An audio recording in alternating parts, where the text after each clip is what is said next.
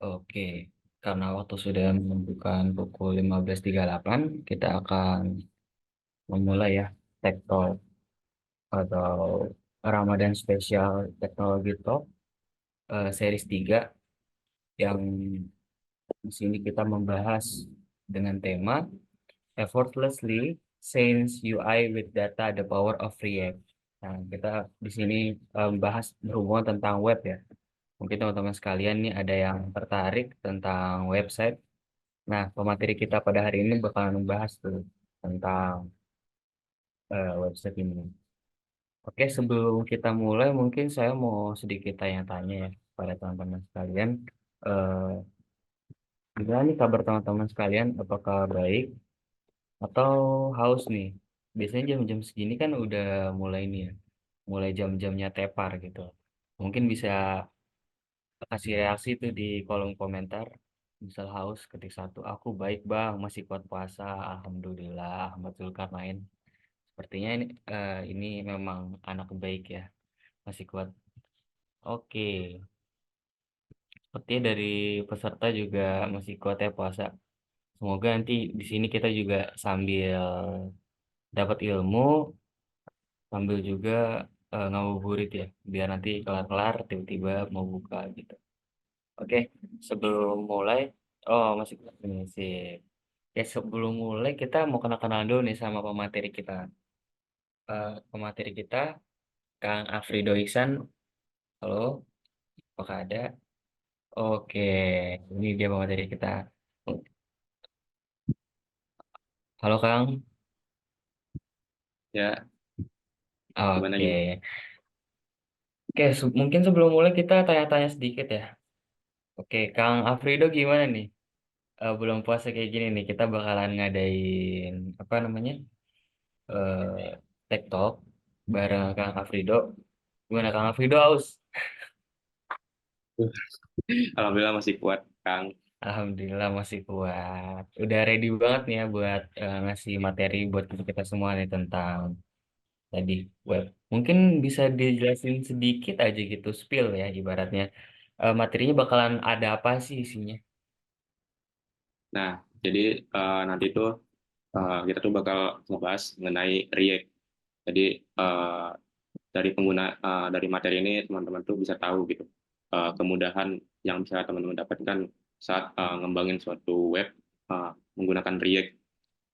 Terutama saat kita itu menyinkronisasi gitu, menyesuaikan tampilan aplikasi berdasarkan data yang terbaru.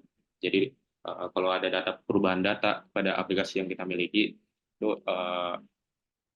tampilan antarmuka itu dapat menyesuaikan. Nah, dengan menggunakan React ini uh, dapat menjadi lebih mudah gitu untuk melakukannya dibanding kita menggunakan vanilla JavaScript atau JavaScript murni. Jadi itu ntar akan dibahas lebih lanjut. Oke, materinya benar-benar kedengaran menarik ya teman-teman ya. Mungkin tanpa berlama-lama lagi, kita akan langsung simak materinya. BTW, kalau teman-teman sekalian nanti ada punya pertanyaan atau ada yang ngeganjel, itu nanti bisa ditanyakan pada sesi tanya jawab yang akan nanti dijawab oleh materi kita, Kang Afrido. Untuk Kang Afrido mungkin udah bisa share screen, Ya. silakan.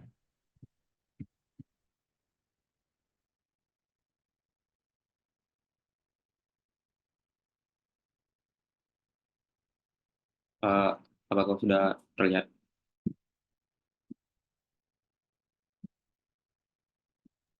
Belum, Kang.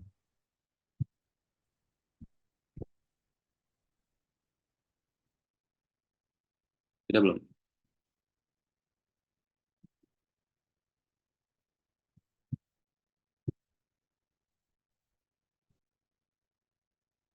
Belum nih.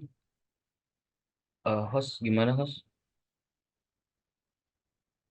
Enggak.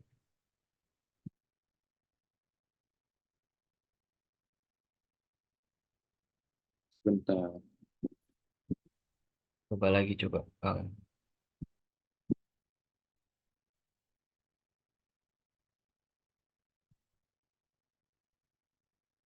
Share screen ya. Sebentar.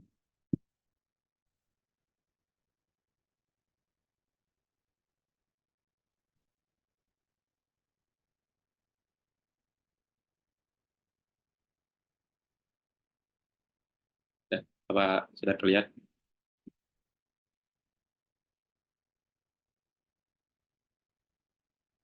Siap, sudah.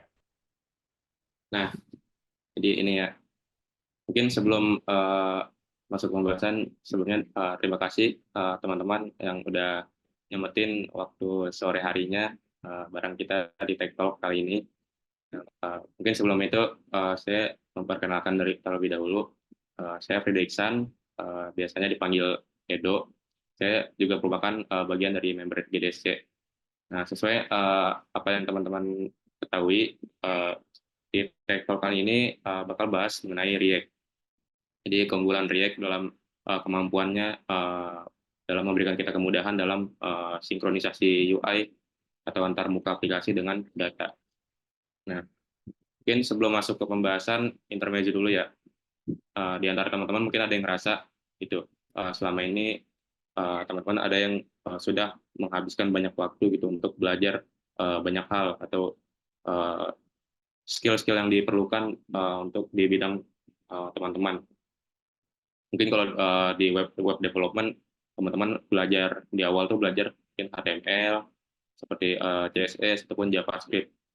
Namun mungkin teman-teman juga ada yang ngerasa gitu, habis belajar tiga hal ini teman-teman sadar kalau tiga ini tuh nggak cukup gitu. Masih banyak hal-hal lain yang perlu dipelajarin. Uh, dan teman-teman tuh ngerasa stres, dan di mana tuh teknologi ini tuh nggak butuh waktu yang nggak sedikit gitu untuk mempelajarinya. Nah, sampai teman-teman tuh mungkin ada yang berpikir gitu, emang perlu banget ya pakai framework, atau emang perlu banget ya kita pakai library. Nah, kenapa nggak pakai vanilla JavaScript aja, JavaScript murni aja gitu, HTML, CSS, JavaScript. Nah, mungkin bisa aja ya pakai pure vanilla JavaScript. Cuman nanti itu bakal sulit, soalnya ya nanti bakal banyak menuliskan kode-kode yang seharusnya kita tidak perlu tuliskan kalau kita dengan bantuan dari library. Dan untuk menjawab pertanyaan ini tuh kita bisa mengenal awal mula munculnya framework front end seperti React. Sebenarnya React itu library yang nanti kita bahas ya kenapa itu disebut library. Nah, kita bahas awal mula munculnya single page application terlebih dahulu. Jadi dulu sebelum tahun 2010 aplikasi web itu dirender di sisi server di website yang dulu tuh dengan jenis server side rendering. Dan di mana di website jenis server side rendering ini konten-konten yang berhubungan dengan website tertentu seperti file HTML, CSS ataupun JavaScript itu disimpan di backend ataupun web server yang nantinya pada akhirnya dikirimkan ke browser dan ditampilkan ke pengguna. Nah, ini cara lamanya.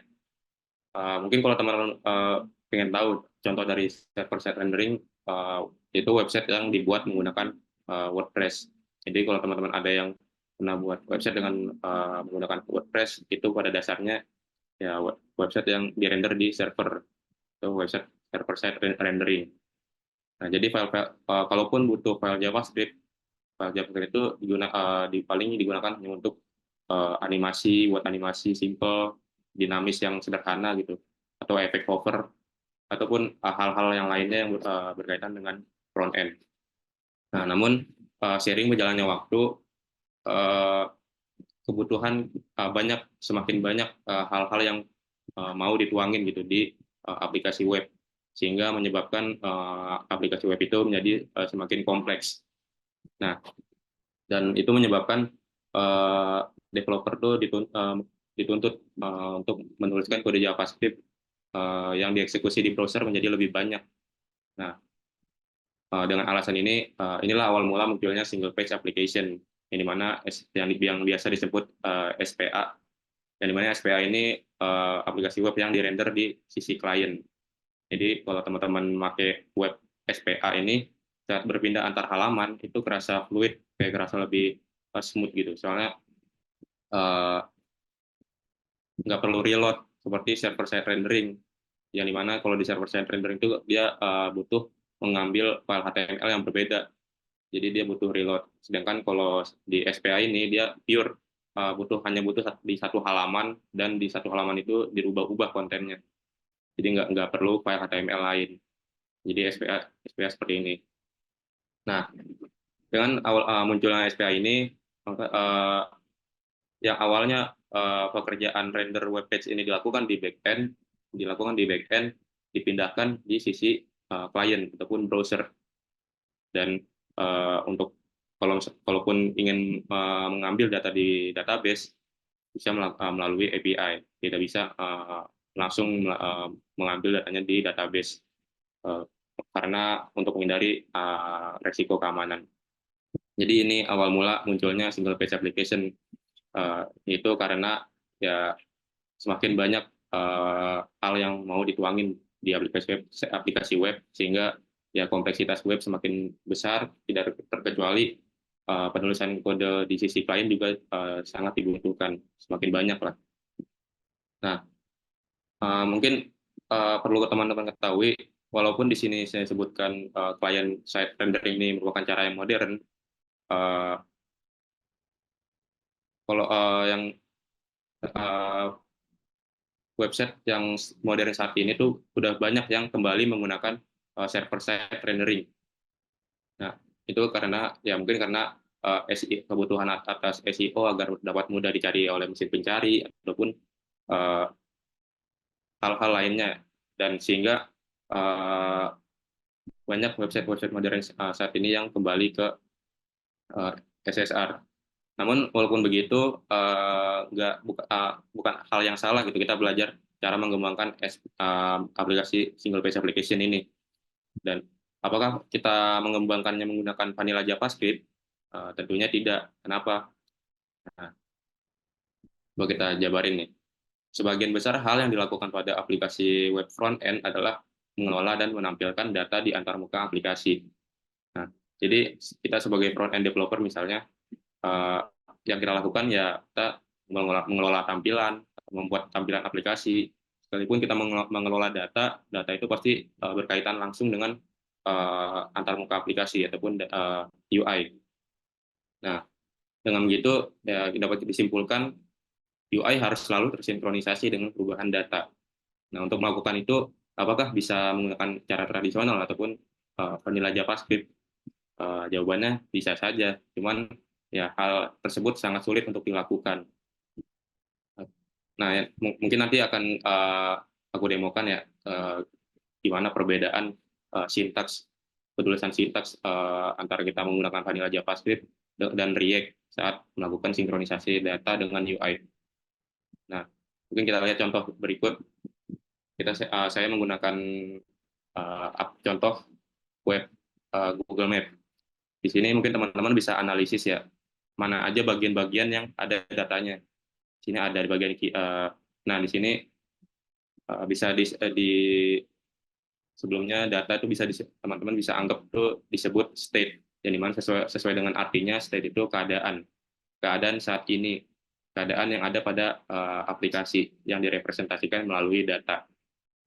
Nah, di tampilan ini teman-teman bisa analisis mana aja yang bisa nampung data, seperti data mengenai tempat restoran, searching bar, ataupun filter yang dapat memicu perubahan data. Nah, kalau teman-teman sebagai pengembang ingin melakukan sinkronisasi UI menggunakan vanilla JavaScript, apalagi di aplikasi yang sangat kompleks seperti ini, seperti Google Maps, ini sangat sulit untuk dilakukan dan membutuhkan kode yang sangat banyak. Nah, ini mana ini dapat disimpulkan ya, menjaga UI agar tetap dapat tersinkronisasi dengan data terbaru bisa dibilang hampir mustahil untuk dilakukan menggunakan vanilla JavaScript. Jika aplikasi yang teman-teman kembangkan itu sangat besar, di skala yang besar seperti Google Maps ini. Nah, kenapa alasannya? Kenapa sulit untuk dilakukan dan hampir dibilang mustahil untuk menggunakan vanilla JavaScript? Bisa dibahas di sini.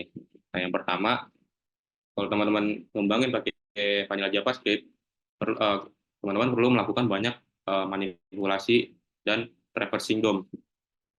Nah, seperti yang dilihat di sini, misalnya teman-teman mau uh, saat button diklik, background-nya berubah jadi merah. Misalnya itu untuk melakukan perubahan background itu kita nggak usah nggak perlu anggap menggunakan DOM dulu ya. Misalnya kita mengandalkan data untuk melakukan tersebut. Misalnya mengandalkan boolean. Saat booleannya true maka background-nya berubah jadi red. Nah itu kalau kalau dilakukan menggunakan vanilla JavaScript itu perlu manipulasi DOM. Teman-teman perlu seleksi DOM menggunakan query selector ataupun dan manipulasi DOM menggunakan class list, toggle seperti ini, lalu atau bahkan traversing DOM yang kalau teman-teman ada yang belum familiar dengan traversing DOM itu, jadi traversing DOM itu menyeleksi elemen berdasarkan elemen di sekitarnya.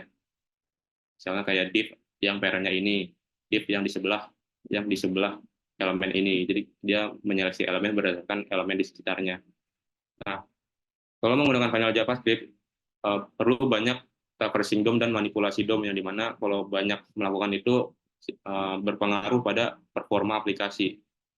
Dan yang kedua, data yang berhubungan dengan UI kebanyakan disimpan di DOM, sehingga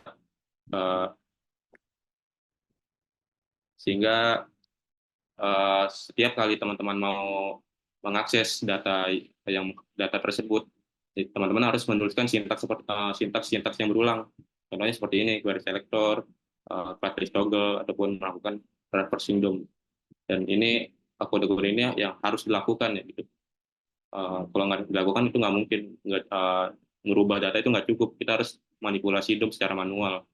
Jadi mana kalau kita melakukan itu secara berulang kali dan banyak kodenya, itu menimbulkan spaghetti code, atau bahkan bisa lebih parah menimbulkan bug yang sulit untuk ditemukan. Nah, mungkin agak biar teman-teman bisa kebayang ya, kayak gitu. Sebentar, saya mau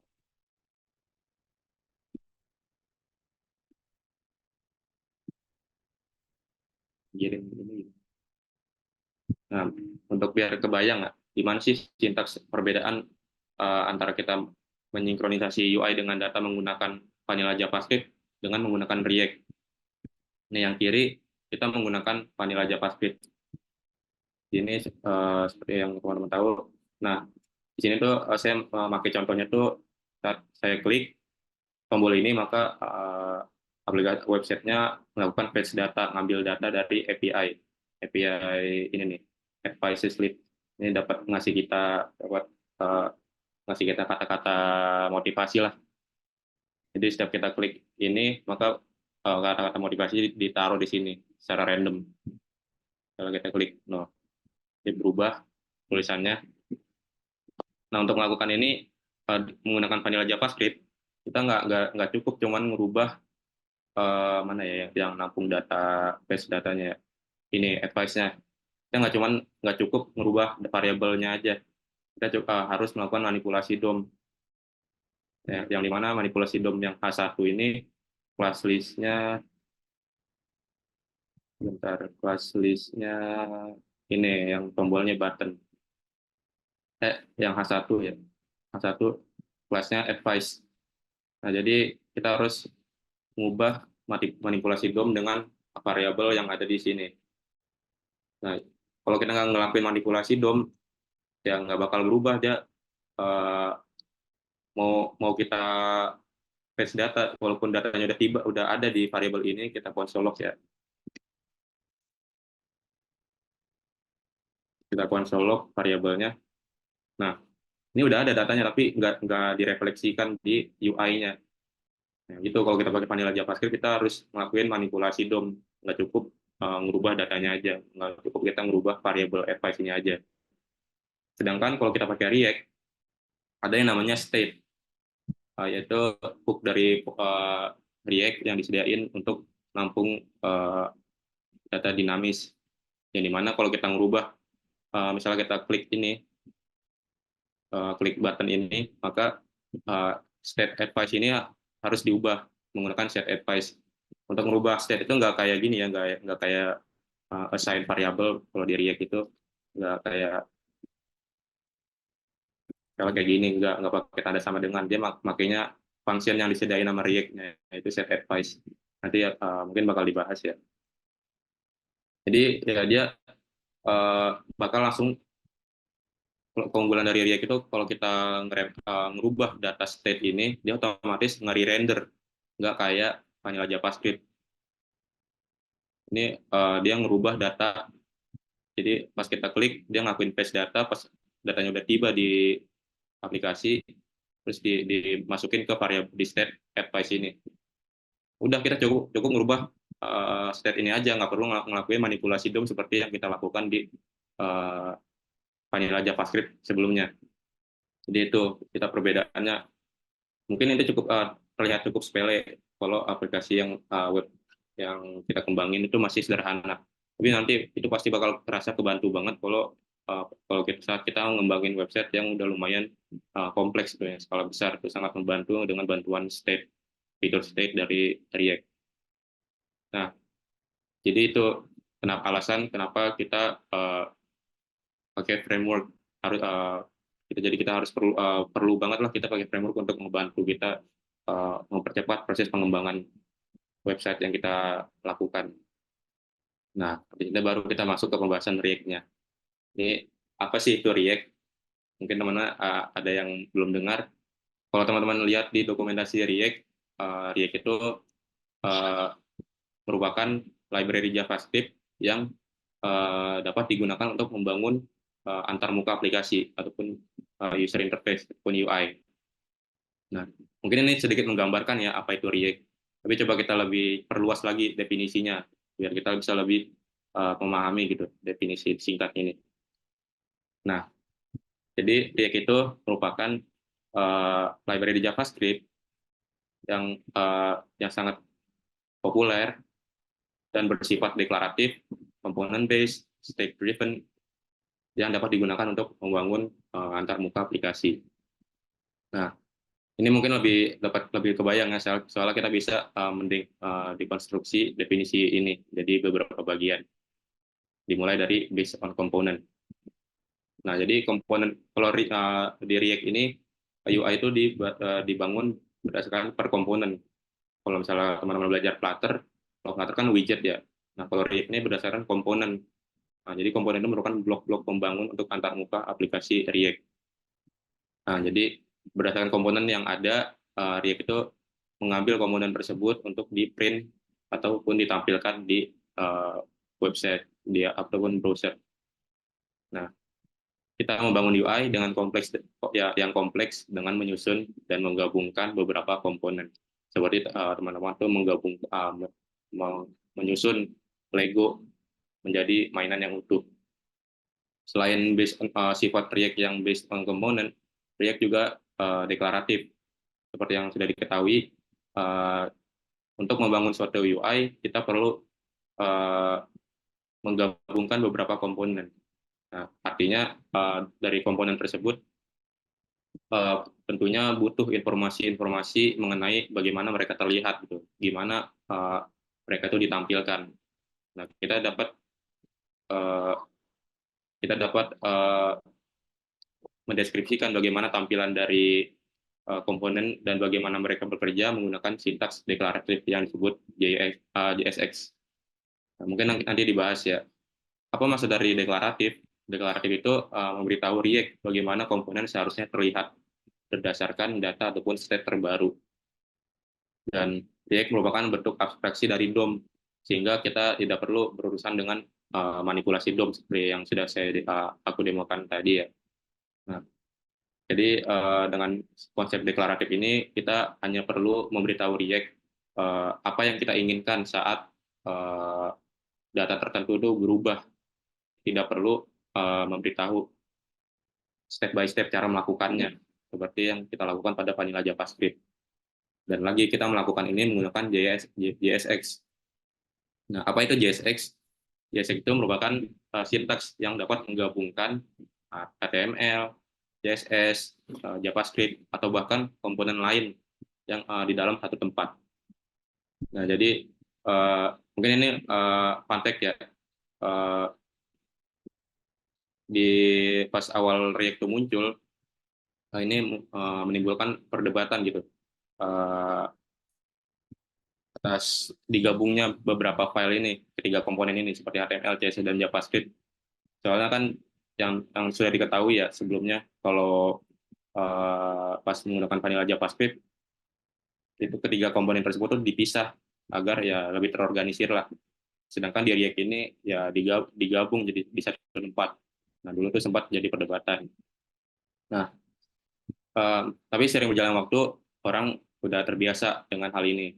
Ditambah lagi ya ini concern-nya bukan misah itu bukan berdasarkan file, melainkan berdasarkan komponen. Jadi ya tetap terorganize, soalnya ya dipisahkan berdasarkan komponen bukan berdasarkan file lagi. Nah, selain itu React juga bersifat state driven. Yang sudah dijelaskan tadi, aplikasi dapat menyesuaikan gitu perubahan data. Jadi saat state-nya berubah gitu, aplikasi udah otomatis ter-render. Contohnya, sini saya memiliki state yang menggunakan contoh Google Map tadi, misalnya saya mau nyari tempat gitu. Nah, ada array yang dapat menampung data-data tempat yang kita cari. Nah, data tersebut ditampilkan di UI seperti yang kalau contoh tadi dibagi di bagian kiri. Nah, kalau kita mau saat kita merubah data tersebut, misalnya saat kita mencari data terbaru dengan mencari restoran ataupun cari tempat lain kayak bioskop gitu, itu kan otomatis melakukan fetch data baru lagi ya. Nah, ini state-nya berubah, dan berdasarkan perubahan state tersebut, React otomatis melakukan re-render. Jadi dia otomatis melakukan pekerjaan manipulasi DOM untuk kita secara otomatis. Atau dengan kata lain, React bereaksi terhadap perubahan state dengan merender UI. Nah, mungkin ini karena ini juga alasan kenapa React disebut dinamakan ya React. Nah, selanjutnya React sangat populer berdasarkan data dari NPM, dari data pengunduhan mingguan di NPM, bisa dilihat statistiknya React cukup populer ya dibanding framework lain. Apalagi bahkan tingkat kecuraman pertumbuhan pengunduhannya juga dibilang cukup signifikan dibanding framework lain.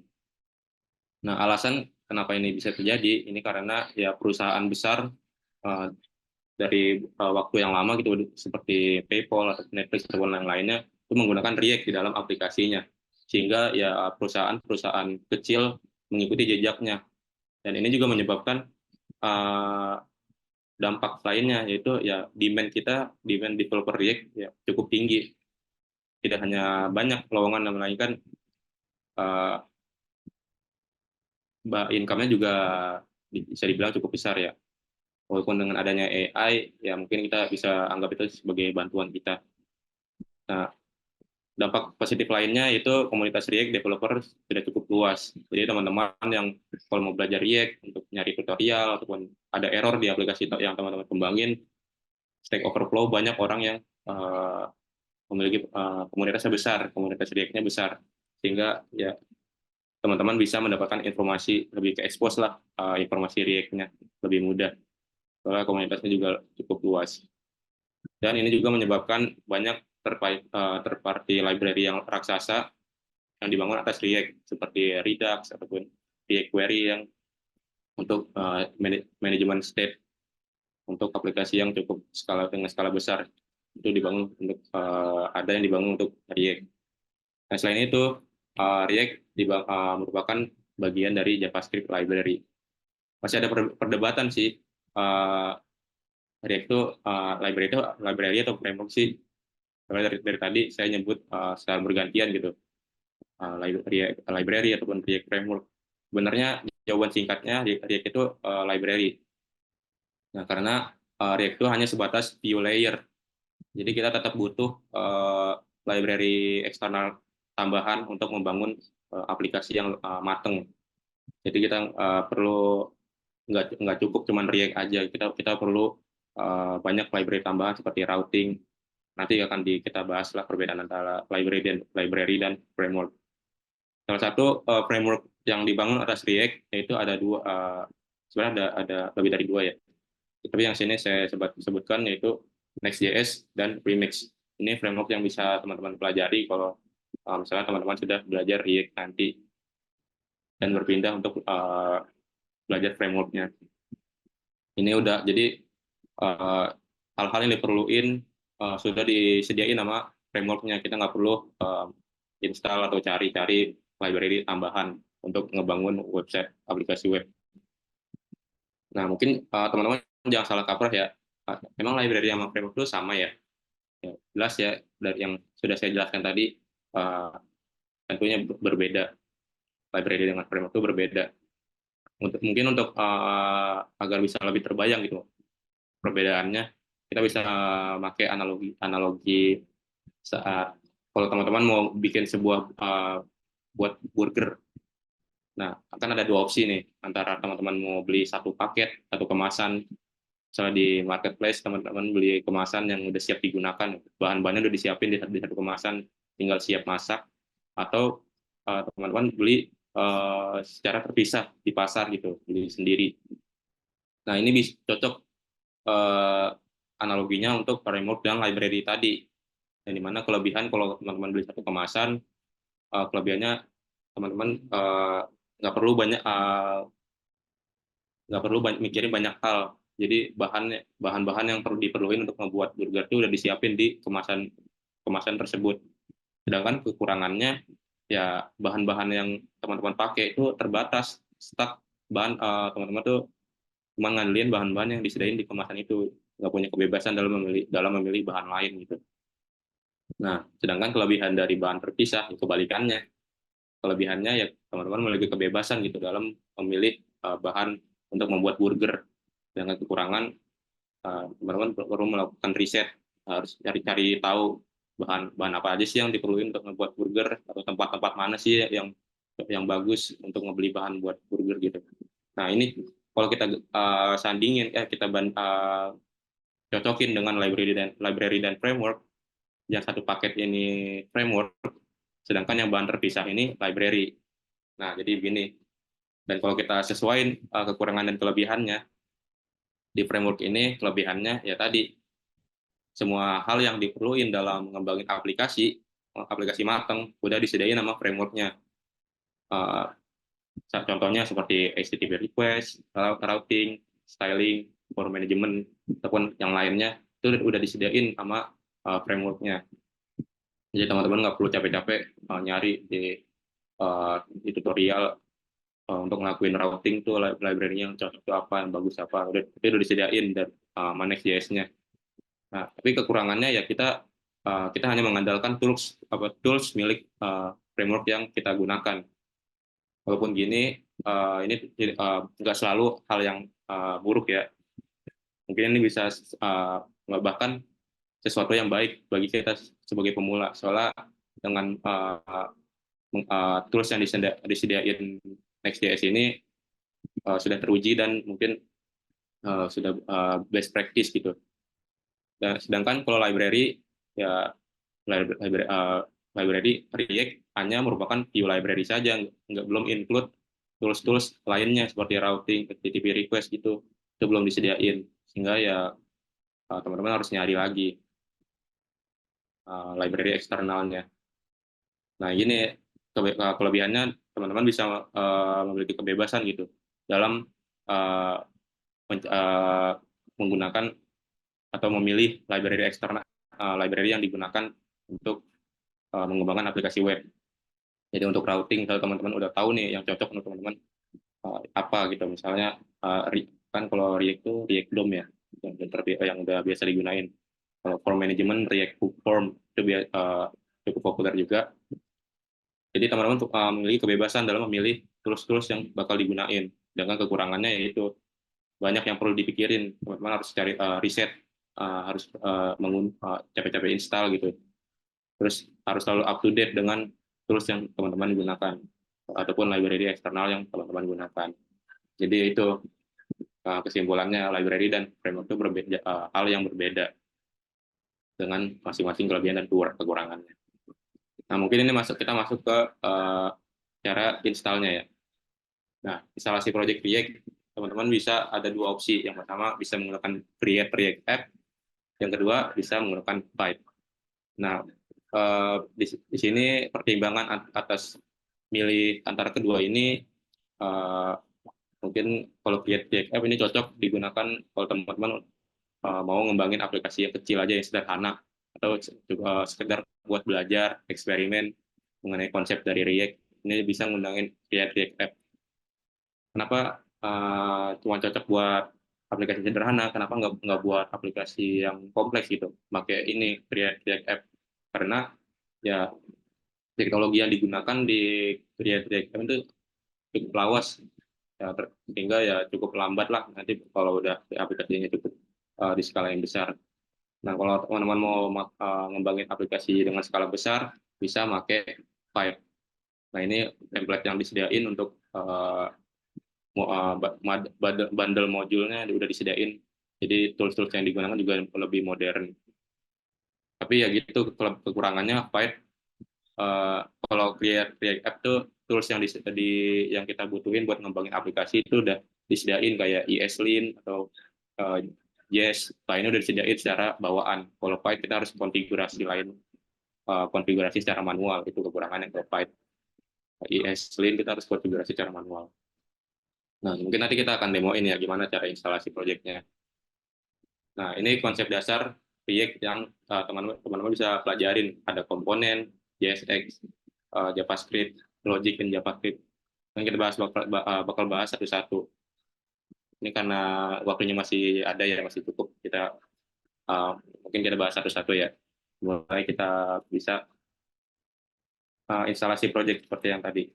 Mungkin untuk saat ini kita menggunakan create React App terlebih dahulu. Yang opsi pertama tadi. Soalnya kan kita cuma buat belajar aja ya. Nah, untuk perintahnya, ini sebelum ngetik perintahnya, pastiin teman-teman udah install Node.js. Jadi di komputer teman-teman udah terinstall Node.js untuk biar bisa ngejalanin perintah npm. Nah, jadi npm ini ya berguna kalau buat instalasi paket-paket global gitu, pakai paket kayak React gitu kan disimpan di npm, sehingga kita bisa menggunakan Node.js ini. Soalnya kan npm sudah terinclude di Node.js. Nah, bisa klik tombol ini terus ikutin aja arahan instalasinya. Nah, kalau udah terinstall Node.js-nya, otomatis npm juga sudah terinclude dan teman-teman bisa ngejalanin perintah ini untuk instalasi project React.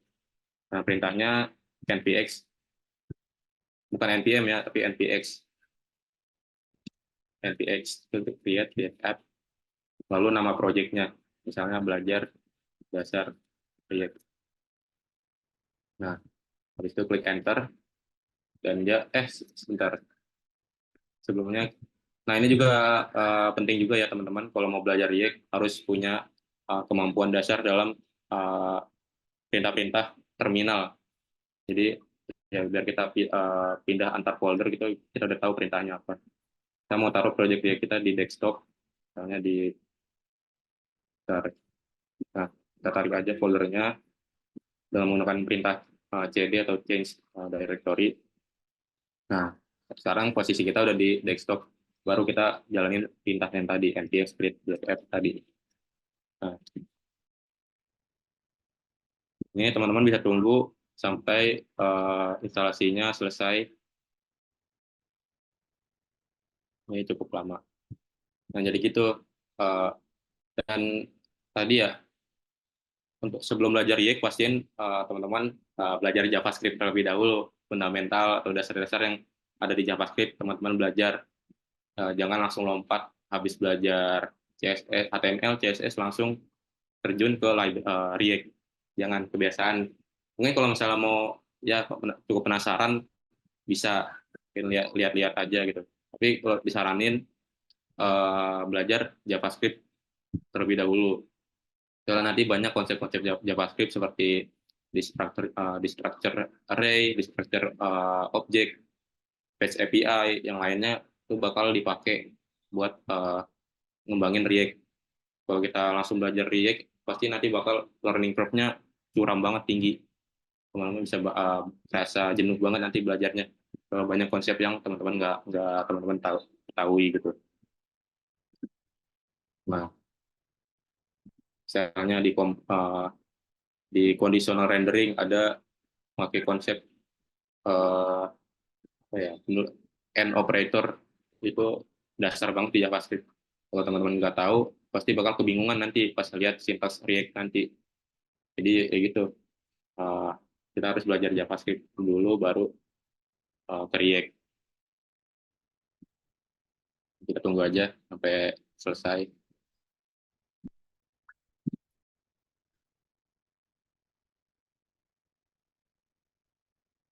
Ini kalau kita lihat di dokumentasi React, ini banyak banget uh, informasi yang bisa teman-teman dapetin mengenai React ini.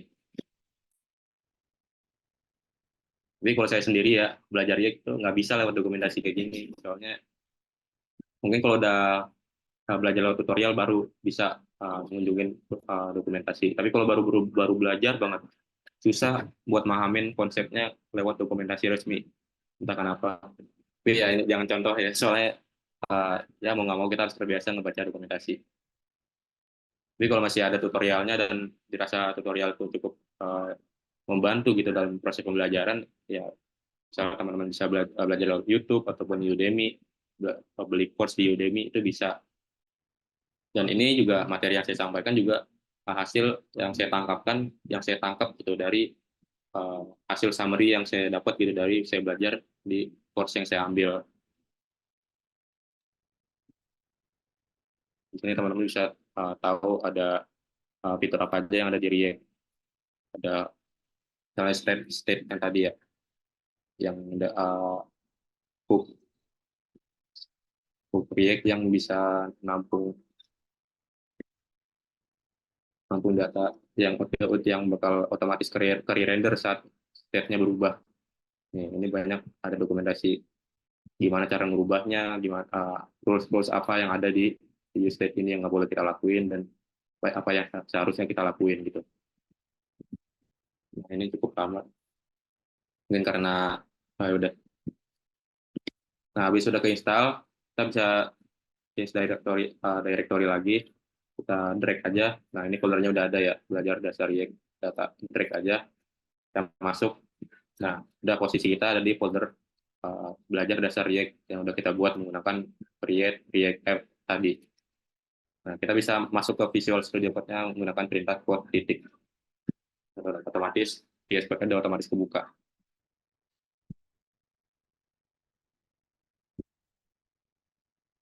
Nah, ini folder-folder yang disediain sama React App. Tapi sebelum kita lanjut bahas lebih lanjut, kita coba jalanin dulu ya. Untuk ngejalaninnya kita lewat terminal lagi, nggak kayak vanilla JavaScript, kita klik klik open live server, nggak kayak gitu. Di React ini kita lewat terminal lagi, bisa di sini, bisa dapatkan terminal, bisa new terminal ataupun bisa klik tekan control backtick. Nah, di sini terminal kalau jalaninnya pakai terminal bawaan VS Code-nya otomatis posisi kita udah berada di folder project saat ini. Nah, untuk kalau mau ngebuka aplikasi React bisa cek di package.json ini. Teman-teman bisa lihat di script ini perintah-perintah apa aja yang ada yang bisa kita jalanin. Ini sebenarnya perintah ini nggak otomatis ada ya, ini ada karena disediain nama React App tadi yang kita gunain. Nah, untuk ngejalaninnya kita bisa jalanin start. Normalnya kita harus ada kata run di sini untuk ngejalanin perintah ini. Ada run baru kita klik start. Dan ini udah otomatis ngejalanin perintah yang ada di sini. Nah, tapi khusus buat start aja kita nggak usah pakai start, nggak usah pakai run. Run cukup npm start aja. Kalau build selain start, selain build ini nggak bisa, ini error, harus ada kata run-nya. Tapi kalau khusus untuk start kita jalanin npm start aja. Dan otomatis project kita bakal kebuka.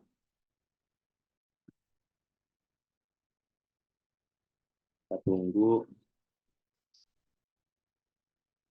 Nah, seperti yang teman-teman lihat nih di sini, eh, beda sama Fight. Kalau Create React App ini otomatis ngasih junk file, jadi file-file yang nggak berguna lah. Jadi teman-teman bisa ngapus aja, jadi sisain file-file yang diperlukan kayak index.js ataupun dan app.js, ini bisa disisain, nggak usah dihapus. Dihapus juga nggak apa-apa, tapi ya gitu teman-teman harus nulis ulang sintaks ini.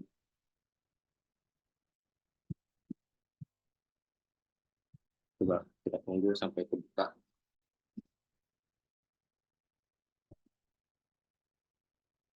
Bentar ini.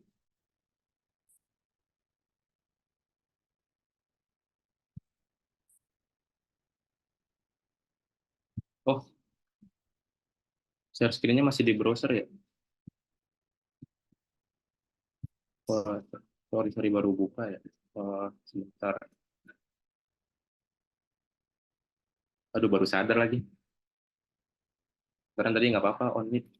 Bentar, mana ya ini ya? Oh, bentar, saya stop share screen dulu ya.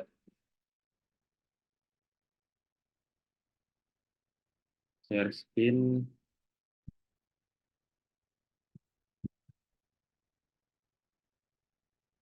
nggak ada ininya ya,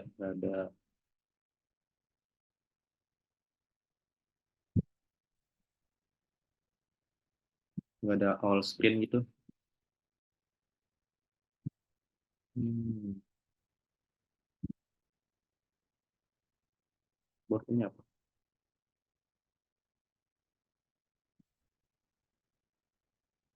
Bentar, file. Oh, nggak ada ya yang buat seluruh seluruh gambar, seluruh layar.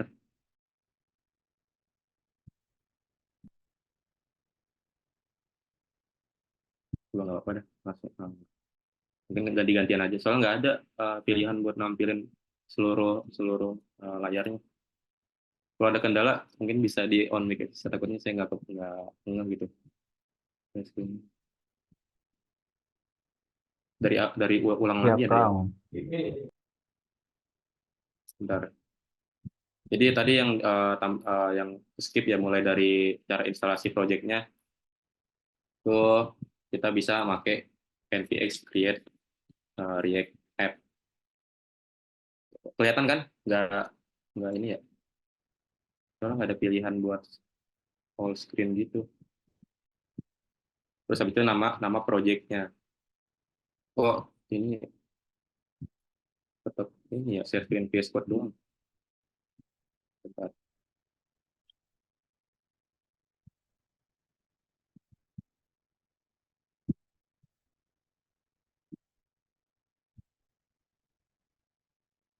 Hmm,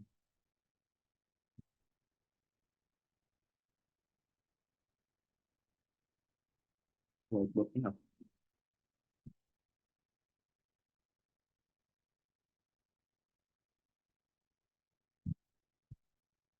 Beda ya.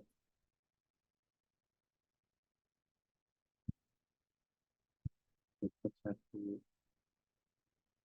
Ya udahlah, kita gabungin aja di desktop satu. Nah, udah kelihatan belum? Nah, jadi ini ya, ini juga ditaruh di Udah. desktop satu aja.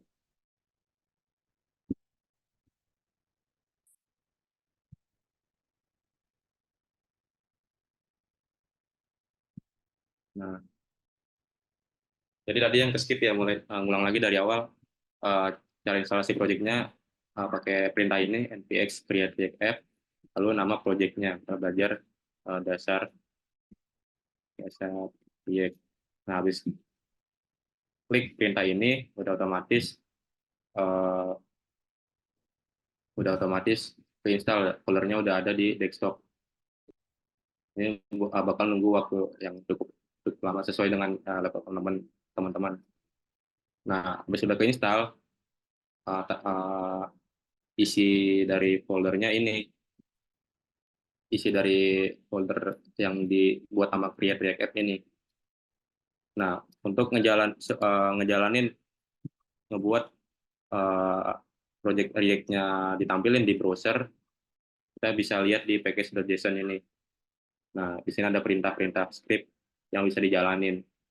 Ada start, build, test, eject. Sebenarnya ini nggak secara otomatis ada gitu. Ini udah ada karena disediain sama create React App tadi. Nah, untuk ngejalanin kita bisa pakai perintah start ini, npm start. Seperti yang dibilang tadi, kalau khusus untuk start kita nggak perlu pakai kata run. Kalau kayak build, test, ataupun eject itu harus wajib pakai run selain start. Kalau start bisa langsung npm start aja. Nah, dan otomatis project kita ditampilin di browser. Teman-teman bisa klik package.json ini. Lalu lihat di bagian script-nya.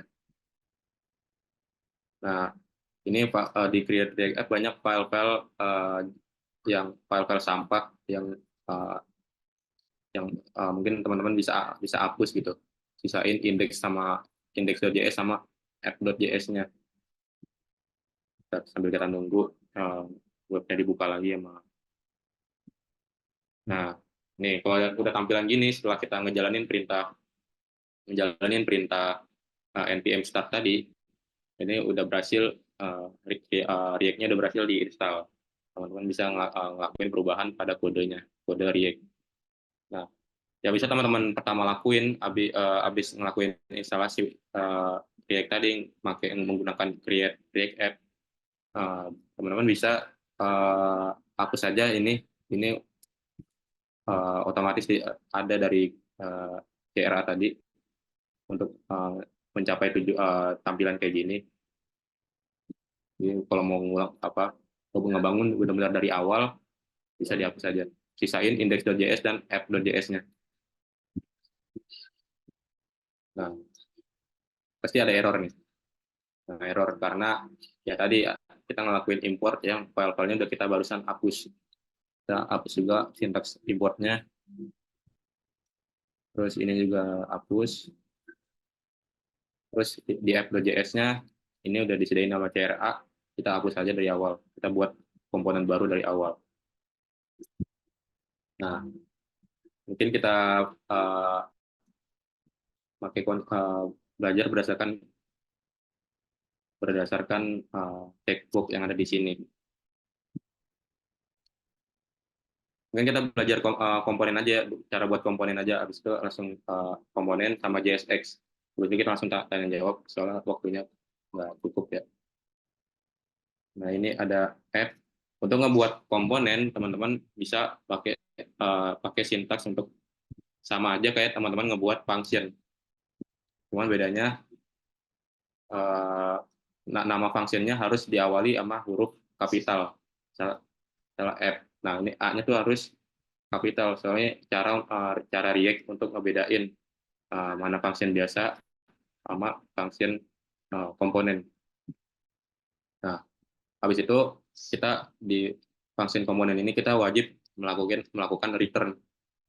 Nah, apa yang di return? Ya tadi JSX, sintaks yang bisa ngegabungin HTML, CSS, dan JavaScript di dalam satu tempat. Nah, biar bisa digunakan di index.js, kita harus ngelakuin ekspor komponen ini, ekspor default lalu nama komponen biar bisa dipakai di sini. Terus kita import juga komponen app ini. Nah, ya seharusnya udah nggak ada underline merah lagi sih. Nah, hilang ya. Nah, ini cara ngebuat komponen. Kita bisa nulis, nah di dalam sini JSX kita bisa nulis kode HTML, misalnya H1.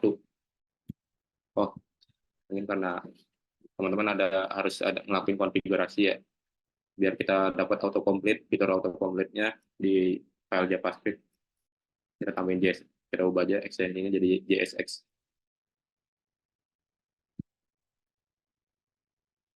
Nah, di sini teman-teman bisa nulis kode HTML, misalnya hello React. dan otomatis terrefleksi harusnya ditampilkan perubahan tampilannya. Line 42 apa tuh? Bentar.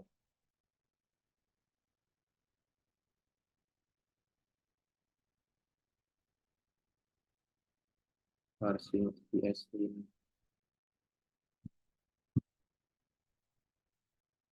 Wah, mungkin kalau teman ngalamin ini bisa ngetik npm start ulang aja. Ada masalah di web tag-nya.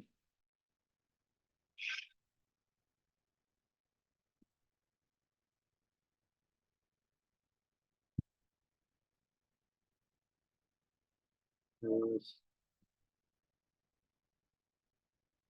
nah, beda sama pas teman-teman pakai vanilla JavaScript, teman-teman bisa melakukan, nah ini udah tampil ya, bisa include kode JavaScript di HTML. Ini keunggulan dari React. Misalnya, hello, ini kita ngebuat nama variabel ya, nama variabel nama, misalnya Andi. Kita bisa naruh, ini kan variabelnya kan kode JavaScript ya, bisa kita sisipin di kode HTML pakai kurung perawal nama. Nah, dia otomatis pasti tampil nilai dari variabel nama ini. Harusnya tulisan di websitenya Hello Andi. Nah, berubah Hello Andi. Nah, di JSX ini punya aturan. Kalau ini kan baru ada satu tag aja ya. Nah, kalau teman-teman nulis lebih dari satu tag, harus dibungkus sama satu parent gitu. Nggak boleh lebih dari 2 parent. Jadi nggak boleh ada lebih dari, ini nggak langsung error. Jadi dia dia semua tag itu harus dibungkus sama satu parent, itu div ini. Atau bisa pakai React Fragment. Itu React Fragment tuh kayak gini nih. Nah, jadi tag nggak ada namanya, ini React Fragment. Jadi di struktur HTML-nya nggak ada kode apa-apa. Jadi langsung aja H1, H2, nggak ada div-nya. Tapi kalau mau pakai div juga bisa. Itu aturan JSX. Kalau teman-teman mau nulis lebih dari satu tag di dalam JSX harus dibungkus sama satu parent utama. Nah, terus gimana sih sebenarnya udah sih, ini cara ngebuat komponen dan bagaimana cara menulis JSX. Mungkin kalau mau lanjut sesi tanya jawab bisa, gimana teman? Mau lanjut kita bahas mengenai, bentar, ada cara styling di React belum dibahas sih, styling di React.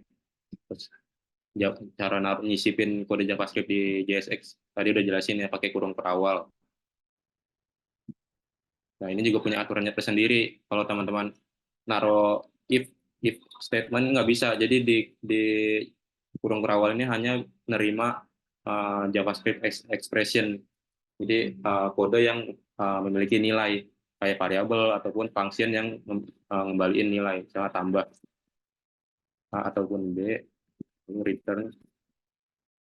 Nah, ini kan ngembaliin nilai ya. Nah, ini bisa ditaruh uh,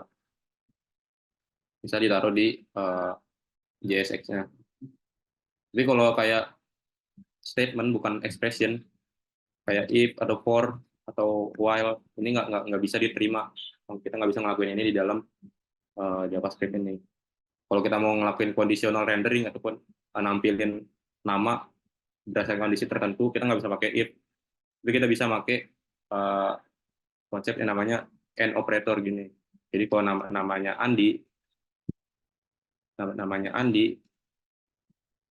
maka lakukan ini.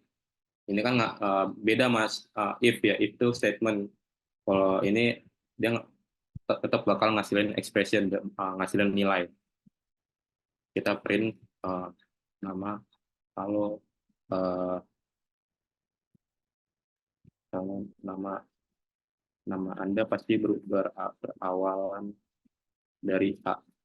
Jadi dia kalau cara melakukan conditional rendering di JSX. Kita nggak bisa pakai nulis if di dalam JSX ini. Soalnya JSX hanya menerima expression. Satu lagi cara kan kalau kita di HTML kan kalau mau ngasih styling di web itu kita bisa, misal kita buat file CSS dulu ya, file CSS, terus kita kasih background, sebentar, body, jadi backgroundnya misalnya merah ya, backgroundnya merah. Kalau di HTML kan kita include aja seperti biasa ya, link, terus href-nya ya style, kalau di ini dulu, terus src. Nah, kayak gini. Beda sama kalau kita pakai React. Kalau React kita langsung aja import file CSS-nya, nggak melalui HTML dulu. Kita langsung pakai dari JavaScript aja. Kita ketik import, terus nama filenya. Nama filenya style.css.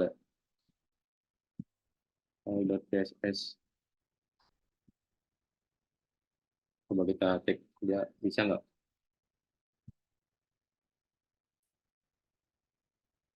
Nah, jadi dia nggak perlu melalui HTML kayak pakai tag link tadi. Kita ngelakuin hal yang serupa di React itu pakai tag import, terus nama file CSS-nya.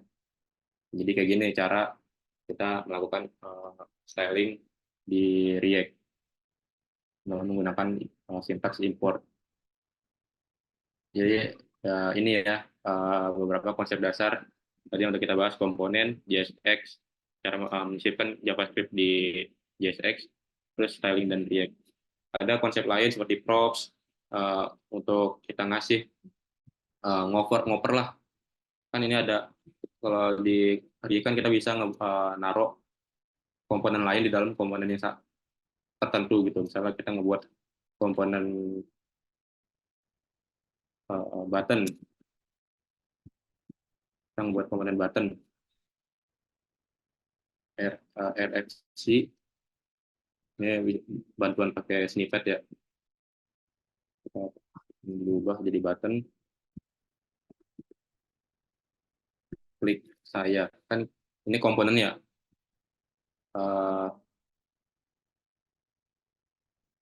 Kita import dulu ininya, kita bisa naruh komponen lain di komponen app ini. Nah, biar kita bisa ngoper variabel ini ke komponen lain, kita bisa pakai yang namanya props. Nah, itu lumayan panjang sih pembahasannya. Intinya gitu, itu untuk ngasih data dari parent komponen ke child komponen. Terus ada rendering list, dan mana teman-teman bisa naruh array di JSX-nya, udah otomatis ke render di JSX sebagai UI. Terus ada conditional rendering yang tadi dia ngelakuin perintah tertentu berdasarkan kondisi tertentu dengan menggunakan kurung kerawal ini, bukan if. Terus ada React fragment yang tadi kalau kita mau berdasarkan aturan JSX tadi, kalau kita mau naruh lebih dari satu tag, kita nggak harus kita bungkus dengan satu parent gitu. Nah, kalaupun kita nggak mau ngasih elemen lain, tag lain gitu, kita mau langsung aja H1 sama button tanpa ada parentnya, kita pakai React fragment, yaitu tag dengan tanpa nama gitu. Terus selain itu state. Nah, state yang tadi yang ada di sini, variabel yang dapat bisa memicu re-render saat variabel tersebut berubah. Itu teman-teman mungkin bisa lebih explore mengenai state tersebut, dan masih banyak konsep lain lagi, konsep lain yang teman-teman bisa pelajari di React ini. Banyak rules di dalamnya yang mungkin cukup panjang pembahasannya, nggak bisa saya waktu itu belajarnya kurang lebih satu semester itu untuk benar-benar cukup memahami apa yang React, cara ngembangin aplikasi menggunakan React. Itu aja sih di Tech Talk kali ini. Selebihnya mungkin teman-teman bisa explore lagi gimana cara cara kita bekerja dengan React. Mungkin dari teman-teman ada yang ingin bertanya. Oke, terima kasih ke Kang Afrido ya. Udah maparin materinya tentang React tadi ya. Udah dijelasin juga gimana makainya, terus terminal segala macam. Mungkin teman-teman sekalian yang punya pertanyaan bisa langsung eh, tulis di kolom komentar atau langsung on mic aja, bisa langsung nanya ke Kang Afrido. Untuk sesi tanya jawab dibuka. Cara lihat uh, member peserta Google Meet ini gimana? Zoom.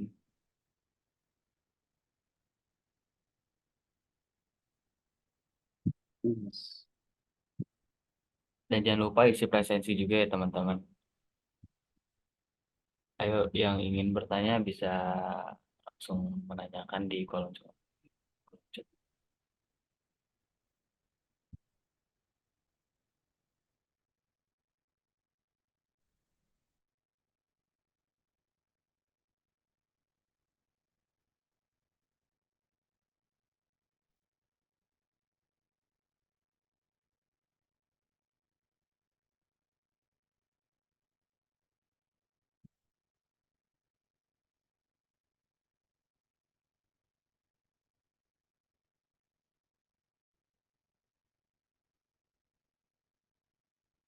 Ya, mungkin dari teman-teman ada yang mau tanya, ya, React. Sebelum kita belajar React, kita harus belajar apa aja sih? Terus, Oke. Ya, teman-teman yang ingin bertanya bisa langsung di kolom chat aja. ini cara lo, Mungkin, oh Irji silahkan. Halo, halo, halo. ya, sudah dengar. Ada. Ini Kang, saya mau nanya terkait ini aja sih, props. Bagus gak sih kita kalau ngirim banyak prop ke sebuah komponen gitu? Misal, saya punya parent komponen nih. Nah, di dalam situ tuh saya nge-get data API lah, kayak gitu-gitu, terus punya banyak variabel. Nah, data-data tersebut saya kirim ke komponen yang di dalamnya. Banyak itu misalnya gitu. Hmm. Bagus gak kayak gitu? Nah, Efisien kah atau gimana? Atau baiknya kayak gimana? sebenarnya eh,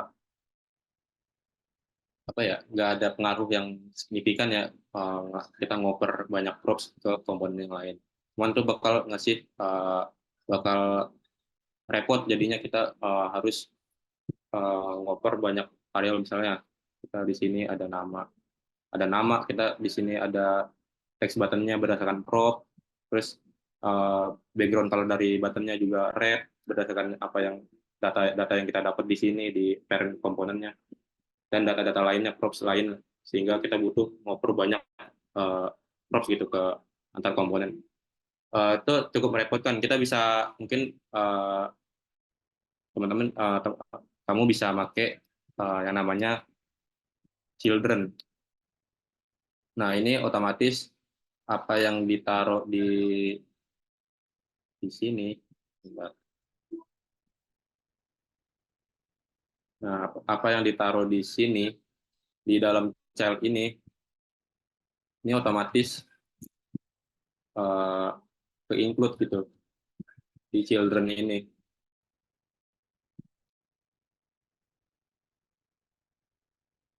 Tapi ini nggak berlaku sih konsol buat variabel biasa.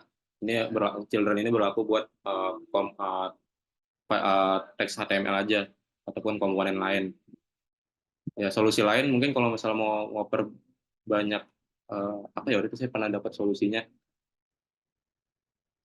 Eh, Teman-teman bisa uh, ngatur default value di mana button, misalnya teks.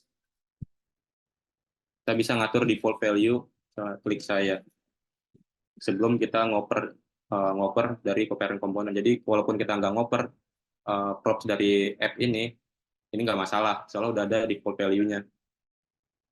Terus ya gitu sih, kita ngasih default value.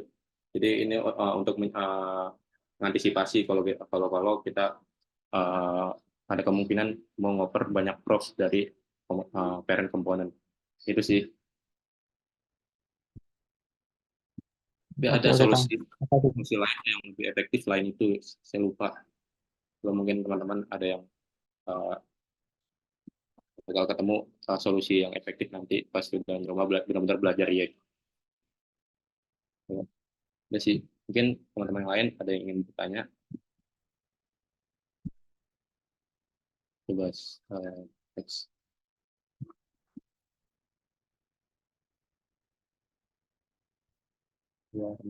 Tower. Ada teman-teman yang ingin bertanya masih bisa ya.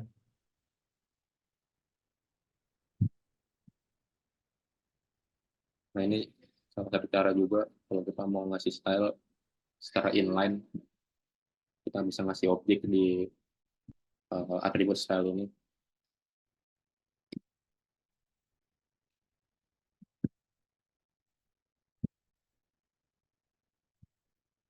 Pakai props dari sini ya. Teks juga dari props. Kita ngasih. Nah, jadi uh, walaupun kita nggak ngasih nilai ke props yang udah ada kayak teks sama warnanya, itu kan ada propsnya. Walaupun kita nggak ngasih nilai, ini tetap nggak masalah, nggak error gitu. Kalau kita ngasih default value.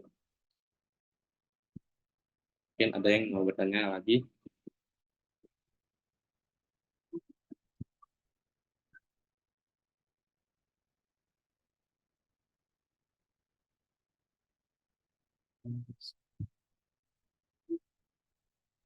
Ada teman-teman nggak perlu ragu jika ingin bertanya, mau bisa lewat chat atau langsung ngomong langsung. Silakan Bang.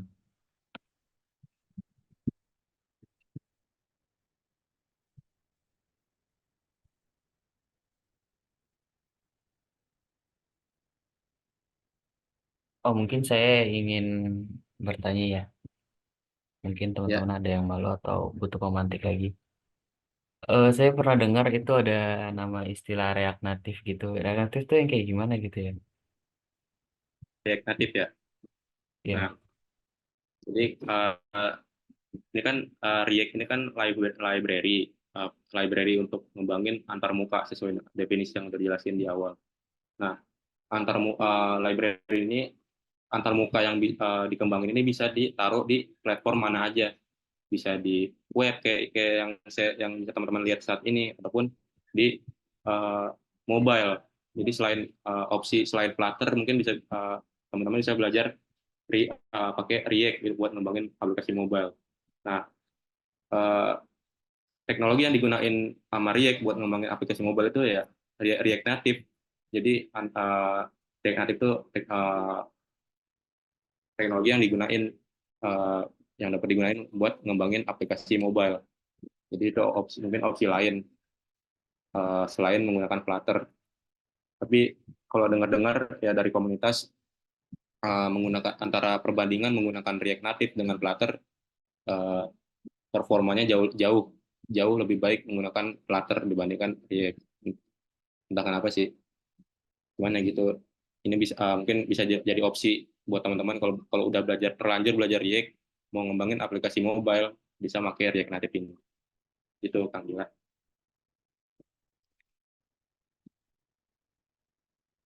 Oke, oke, oke. Oke, siap, siap. Eh, Mungkin teman-teman yang masih ingin bertanya, saya tunggu sampai 16.54 ya. Kalau nggak, kita bakal ada sesi dokumentasi.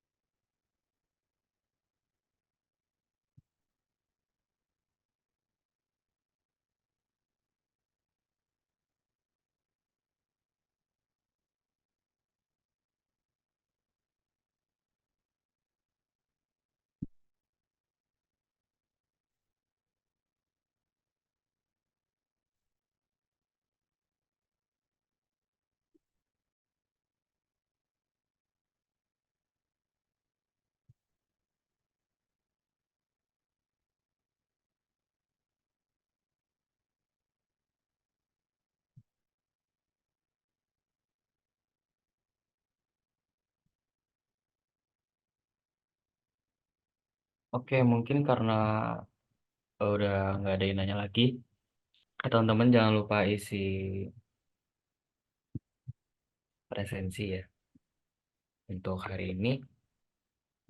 Oke, sebelum kita akhiri, kita mau ada sesi dokumentasi. Jadi teman-teman bisa on cam dulu ya untuk dokumentasi.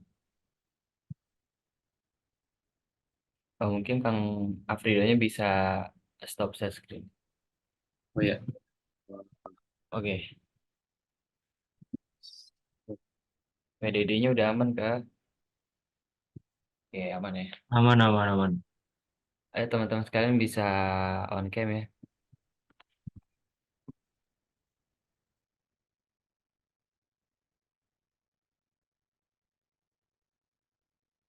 Yuk, yuk.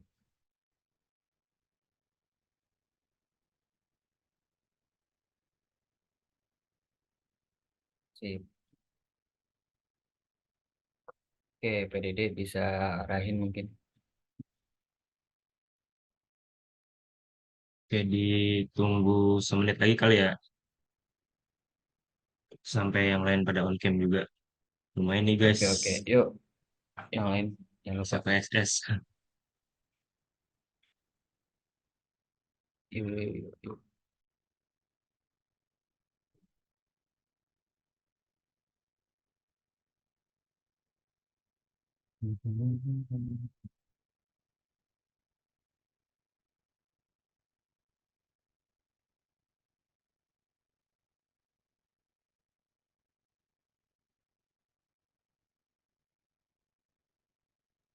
Udah kali ya, panggil ya. Kita SS aja Ya, ya. silakan, silakan. Oke. Pertama mungkin biasa gaya biasa dulu ya. Satu, dua, tiga. Sebentar. Oke. Nextnya bisa gaya GDSC. Oke. Bentar ya. Satu, dua, satu, dua, tiga. Sebentar. Ulang, ulang, ulang. Enggak ke SS. Satu, dua, tiga. Oke. Satu lagi, boleh foto sama gaya, barang terdekat kali ya, Kang Tila? Sip, sip. Ayo, ayo, barang terdekat apa? Waduh, waduh. Apa, apa. Tuh, Oke, kameranya itu ya. pocong. Satu, dua, tiga. Oke, thank Oke, you, Bang aman. Rangga. Oke, makasih teman-teman yang udah hadir pada hari ini. Semoga yang bermanfaat. Makasih juga kepada pemateri kita ya, Kang Afrido. Semoga ilmunya pada nempel di kalian. Amin, amin, amin. Oke, mungkin sekian. Saya moderator, pamit undur diri. Wassalamualaikum warahmatullahi wabarakatuh.